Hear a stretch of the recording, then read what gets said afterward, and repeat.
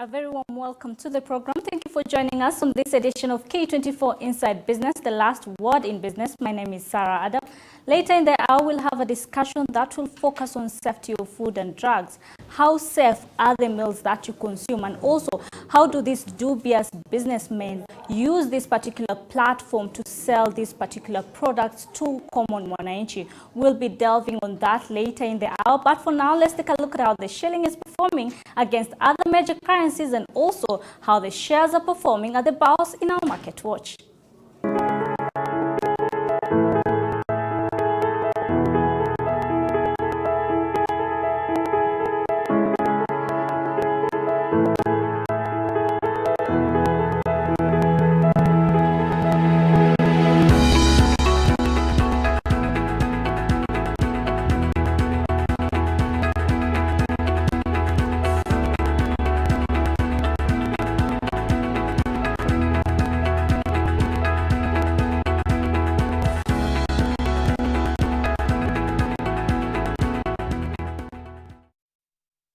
To a top business story of the hour, the shilling weakened against the US dollar on Tuesday, touching a new mean of 103 shillings on the back of huge balance of payment, high deficit and increased demand from importers. It last touched the low of 103 units to the dollar early this month due to high dollar demand. Central Bank of Kenya indicative exchange rates indicate that the shilling had closed trading session at an average of 103.02 cents compared to 102.95 cents it exchanged on Monday, whereas some of the traders attributed the development to rising demand pressures mainly from oil importers. Analysts argued that the slide was mainly due to a huge balance of payment and high budget deficit. Moving on, SportPesa has sued the state for betting losses incurred on the days it has been out of business, especially after the government ordered Safaricom to stop processing payments for sport betting companies. The betting firm and its rival Betting Kenya says that July 12 switch off of its M-Pesa pay bills and M-Pesa short codes are illegal because they both have court orders allowing them to continue operating despite being denied license by the state.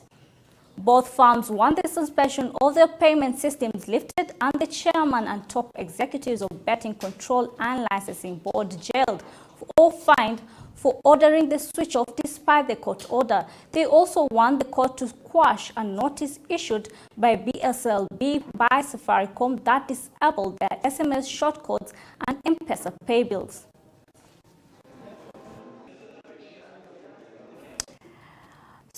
On to financial matters, Stanbic Kenya, in partnership with the Industrial Commercial of China (ICBC) and Chinese trade agent, has launched an initiative aimed at enabling its importers' clients to source and validate goods from suppliers in China. The bank will provide Kenyan traders with financial capacity to trade favorably with their Chinese counterparts. Ben Kirira got an opportunity to attend the event and has more details on this. Yes, a very good afternoon to you, Sarah. We are coming to you live from the Serena Hotel here in Nairobi, where the Stanbic Bank, in a partnership with Zhejiang International Trading Supply Chain, have just launched an initiative that is directed towards enabling importer clients to be able to source goods from China and at an affordable price, and ensuring that quality products have been imported by the traders. And I had a chance to speak to Dr. Manasseh, who is the head of China-Africa Integration for Standard Bank. And let's listen in on what he had to say on matters concerning this venture. This event today is about our import proposition. We termed it Africa-China Agent Proposition because there's an agent involved in the whole process, nominated by our partner bank in China, which happens to be ICBC, Bank of China, the biggest bank in the world, actually. And what we are looking to do here, having listened to our customers, having engaged with them, having worked with them in the process of importing from China, we want to make sure that the process is seamless. It's a good experience. It benefits both sides of the equation, both the suppliers and exporters from China and both the importers who happen to be our clients from Africa. The partnership is set to see that quality products are imported in a safe manner with customer satisfaction at its core. And this is the larger picture is expected to build trade within the region, within Kenya, and further across the borders. We are sure going to give you more details during a subsequent bulletins. But for now, back to you, Sarah. Thank you very much, Ben Kirira, for that update. Now, moving on, State House dismissed fears regarding the government's move to allocate land to South Sudan for construction of a dry port at the Naivasha Special Economic Zone. According to State House spokesman Kanze Dena, the land is not necessarily being issued for free, but will give South Sudan a place to store their cargo while on transit. The remarks come against the backdrop of heightened debate following President Uhuru Kenyatta's move earlier this month to hand 10 acres to South Sudan to construct a dry port in Naivasha, Nakuru County. Linda Koskei has more details on this. South Sudan will be the second country in the region to have a dry port in Naivasha, even as it emerged that they will not be issued with the titles of the land since it will be a temporary storage facility. According to the State House spokesperson Kanze Dena, the land set to be issued is only geared towards easing the movement of the goods to neighboring countries, but will also cut short the journey South Sudan makes to Mombasa and collect and clear goods destined for Juba. Kanze says Uganda, Rwanda, South Sudan, Burundi and the Democratic Republic of Congo will all be allocated space in Naivasha, although the acreage is yet to be determined. The dry port will aid other landlocked countries to have easy access to the Eastern African community with ease. The industrial park seeks to complement the standard gauge railway, which is necking its way across the town's outskirts. Linda Koskei, K24, Inside Business. Now, moving on, World Bank has issued grants worth $9.5 million in a bid to boost farming in Nakuru County. 8 communities-based smallholder farmer groups, which mainly comprise of youth, women and people living with disability, will be the beneficiaries. Dennis Mwendwa gives us more details on this. World Bank funding came after weeks of vetting and approval of 65 farmer concepts in poultry, dairy farming, apiculture and Irish potato farming by the National Agricultural Rural Inclusive Growth Program. Nakuru County Executive Committee member for Agriculture, Fisheries and Livestock, Dr. Immaculate Thunje, says the groups that spread across 5 sub-counties and 20 wards in the largely agrarian county have now received a total of 1.5 million shillings each, which translates to 40% of the total value entitled to each beneficiary group. Nakuru County tuliweza kuuza maziwa zaidi ya milioni 250 million liters of milk. Almost a quarter a million of liters of milk in Nakuru County, ambayo tukiweka udhamini wake ilikuwa karibu 10 billion. Dr. Immaculate urged beneficiaries to ensure that the funds are utilized prudently to achieve common goals. Mkishapatiwa ile check, ile pesa imetumiwa vizuri, imefanya kazi yenye imepangiwa, mmefanya oversight kwa officials wenu kuhakikisha kwamba ile pesa imetumika vilivyo. The County Executive Committee member says the county government has complemented the initiative by engaging relevant extension officers, among them plant health doctors, to spur growth of the priority subsectors. Mkitumia hii pesa vizuri, watakuwa kisema, let's roll it to how many others? To the 47 others. So kazi ni kwenu, mtumie kwa njia iliyo mzuri, ili ya kwamba wale wengine pia wapate nafasi ya kufanya nini? He says that the county government of Nakuru has already paid 17 million shillings as counterpart contribution to the $217 million program that currently covers 21 counties across Kenya. Geoffrey Mutai, a dairy farmer from Bahati sub-county, said that with the grant, dairy farmers will now invest in the usually expensive milk coolers that will help cushion farmers against losses in the event of milk glut in future.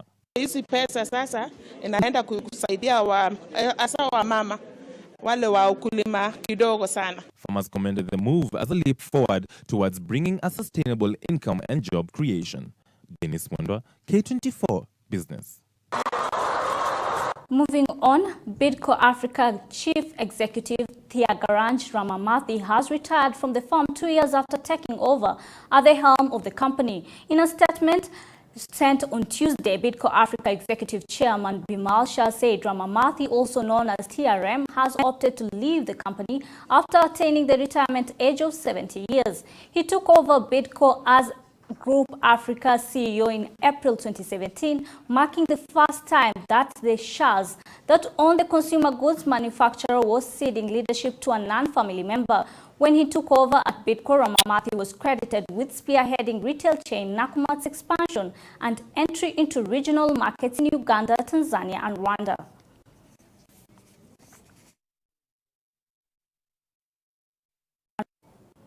On to financial matters, Stanchart Bank Chief Executive Kariuki Ngari has revealed plans to venture into the mobile loan segment in the near term, underlining the growing popularity of the service in Kenya. The top-tier lender, which until recently targeted corporates and high-net-worth individuals, will be entering a crowded micro-lending field where a number of its peers already are in play. KCB, M-Pesa, M-Shwari, Commercial Bank of Africa, Equitel, Equity Group, M-Kopa, that is Cooperative Bank, Timiza by Barclays Bank, and Wiz, which are some of the commercial banks backed mobile loans up, already dishing out instant loans.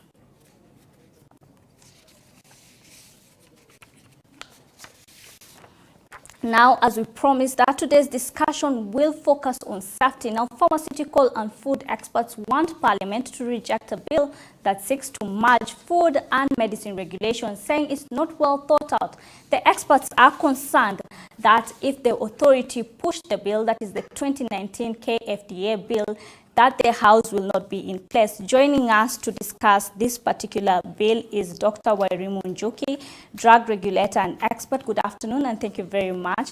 And we have also Frederick Kimeye, Secretary General of Association of Public Health Officers. Good afternoon, and thank you very much for joining us this afternoon. And if you can talk about the bill and tell us what are the challenges that you're finding in the bill. Let's start with you, Njuki. I think from the beginning, currently we have a regulator of medicines, and there are several regulators who deal with food products.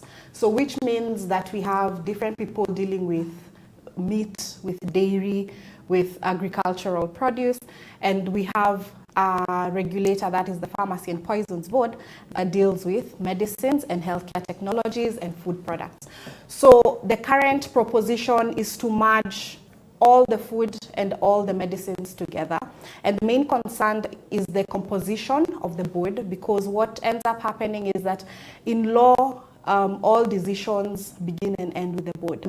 If the board does not have a substantial amount of experts sitting in there making the decisions, it means that the decisions that are coming out to the public, or the risks that we plan to bring out to the public, are bigger than the benefit. Okay, Frederick, probably you can pick from what Njuki has said in terms of actually having this particular bill. How do you think it's going to affect even the food that people consume? Yeah, the bill is going to affect, because for food regulations, we have the Kenya Dairy Board, we have the Kenya Veterinary Association, and we have the Public Health. Those departments all regulate food. Now, when we merge food and drugs, it means that this bill is bringing out people who are not experts, because they are saying they are establishing an authority under which we don't know which experts they are bringing in. We already have laws like Cap 254, that is the Food and Drugs Chemical Substances Act, and we have the Public Health Act, Cap 242, which guides the public health in regulation of food in this country. Okay, and Njuki, probably if you can touch on in terms of actually the regulations that are in place, what do you think can be tightened to ensure that whatever regulations are in place are stiff enough to ensure that actually the consumers receive safe food? Safe food and medicine. Yes. The first thing that I would say is that there needs to be further investment, probably in terms of capacity building in the Pharmacy and Poisons Board or the different inspectorate departments. So the strengthening of these bodies means that you have more people focused and dedicated towards ensuring that all our medicines and maybe our foods are safe and efficacious for the patient. Currently, the biggest challenge when it comes to medicines is it's an issue of access. So do we have enough inspectors, or are the inspectors well enabled to actually do their work? So we need to see strengthening of that whole inspectorate, where we ensure that we only have the professionals handling the medicines that are out there in the public. Frederick, in your capacity, what can you say in terms of actually inspections and ensuring that actually people, or just general Kenyans, have access to this particular food and drugs that are safe? Okay. The Public Health Department has been empowered to carry out inspection of foods, that is from the manufacturing up to when the food reaches the table. We have set out regulations that guide all this, the whole process. The only thing that we now need, now that health has been devolved, is empowerment of the public health officers at the county level, so that they are able to respond as they used to respond when we were in the national government, through capacity building and proper financing of the Public Health Department. And also, we have a challenge with the Public Health Lab, whereby the process of processing a sample, you take a food sample, it takes a longer time. So if we would improve the capacity of the National Public Health Lab and the government chemists, these problems will be a thing of the past. Okay, and in terms of even Njuki challenges, can you touch on some of the challenges that you think probably that is affecting the foods and drugs sector? And also, when it comes to getting, we have so many dubious businessmen, they want to make quick money, so they'll come up with these fake products, and they'll definitely sell them out. So what do you think can be implemented to ensure that all this is well thought out and well policies are put properly to ensure that such things do not happen? And that's the challenge that we see, that's the loophole that we see that the bill might be able to exploit. Just what you have just talked about. Currently, the Pharmacy and Poisons Board has regulations in place. There are procedures for registration of someone who is importing medicines, someone who is retailing medicines, and there are procedures of who should actually be on the counter, right? There are certain rules that people have to abide by before you actually work with the medicines, yeah, before you actually ensure that patients are getting these medicines. What we are lacking is enforcement, and probably when I look at the challenges, this is when, if the Pharmacy and Poisons Board today arrests someone, there is a chain of command that has to happen. So the person goes probably to the police station, and they get released on a flimsy bail. So if the business that I'm going to do is worth probably 10 million, and if I go to the police station and I'm arrested and I get out with 20,000, that balance of effects definitely is a problem, because now I will just break the law, make the money, and then now go in and use less money to get out. So there needs to be, we need to see more agencies working together to ensure that that the whole chain is actually well taken care of. All right. Yeah. Frederick, when she's speaking about more agencies coming together and working together, in your capacity as in terms of actually inspection, there was an expose that was done by a local station where they mentioned that the meat that people are consuming is mixed up with chemical for them to be able to have a long shelf life and be able to sell. So in your capacity, what can you say about this, and what kind of inspections do you ensure that such things do not happen? Well, the matter was aired by the media concerning the meat. We are on top of it. Already we have taken samples to verify the information. As far as meat is concerned, meat is under the custody of the veterinary department. But meat being food, public health cannot run away from meat, because meat is also food. So you find that as much as the veterinary department have inspected the meat, we are also supposed to inspect the meat and carry out routine samples. That is what we have been doing. And we have not found those chemicals. But for the samples, we are now correct. We are waiting for the results from the government chemist to understand whether it is true that that chemical has been used. Because it's supposed to be a food additive and not a preservative.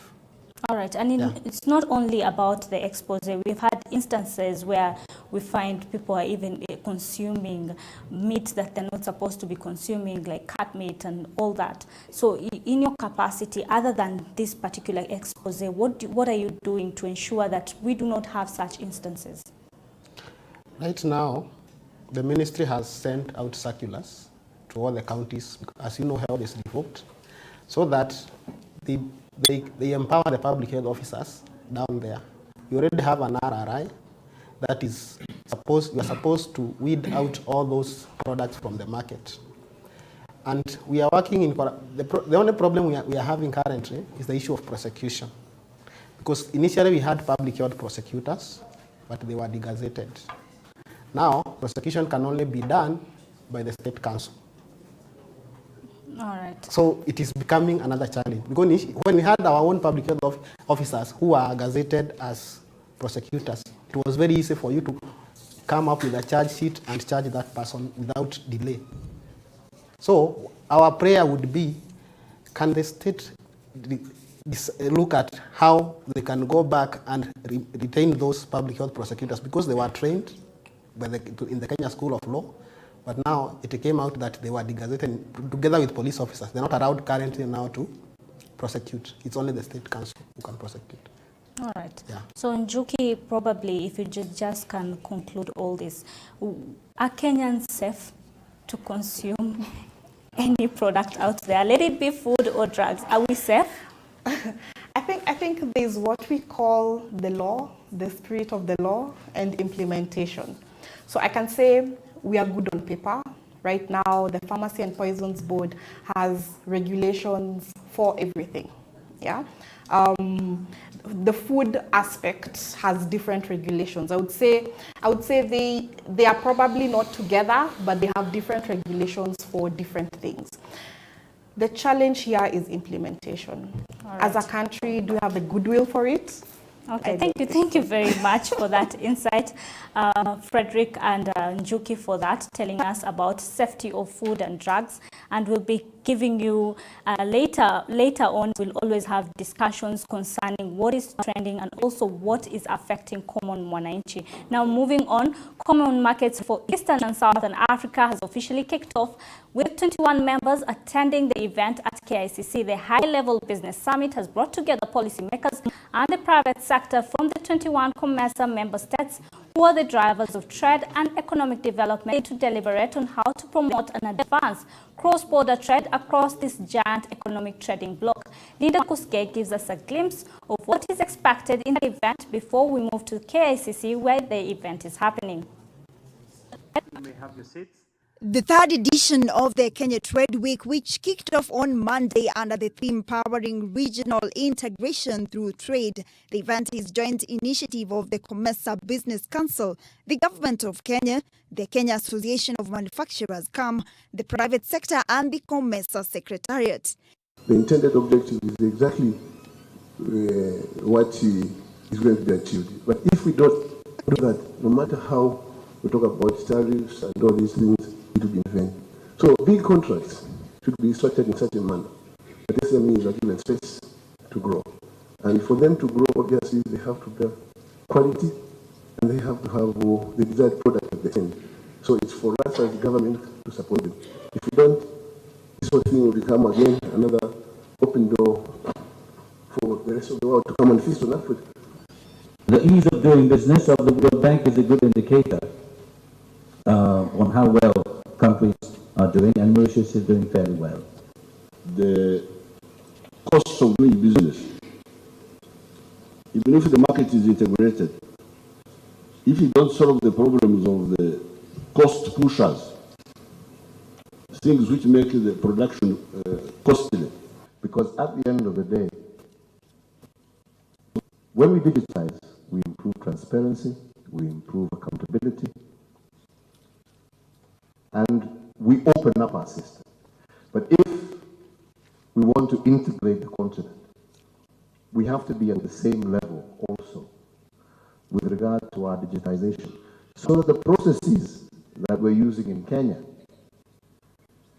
have interconnectivity with the processes that are being used in Uganda, in Zambia, in Mauritius, and elsewhere. And this helps them to not only reduce.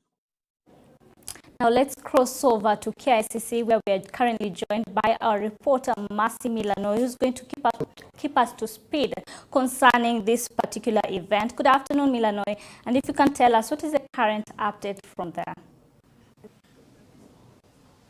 Well, thank you, Sarah. SOS 21 conference for COMESA has officially kicked off, and we saw heads of states from Kenya, Uganda, Mauritius, and Zambia spearheading the official launch of this particular conference that is expected to play a key role as far as actualization of the AfCFTA, which is the Continental Free Trade Area Agreement, which is expected to ensure that there is increased intra-Africa trade among African countries. Now, several trading blocs have been meeting and looking into ways in how to leverage into this particular trade pact that is expected to open up Africa for business and, of course, for exports and imports for different African countries. Now, some of the issues that have been quite trade blocs have been quite voicing a lot is as far as trade tariffs is concerned, the taxes, access to goods and services, and even people across borders. And there was even a proposal by the AU chairman as far as having an Africa passport is concerned to ensure that all Africans are able to access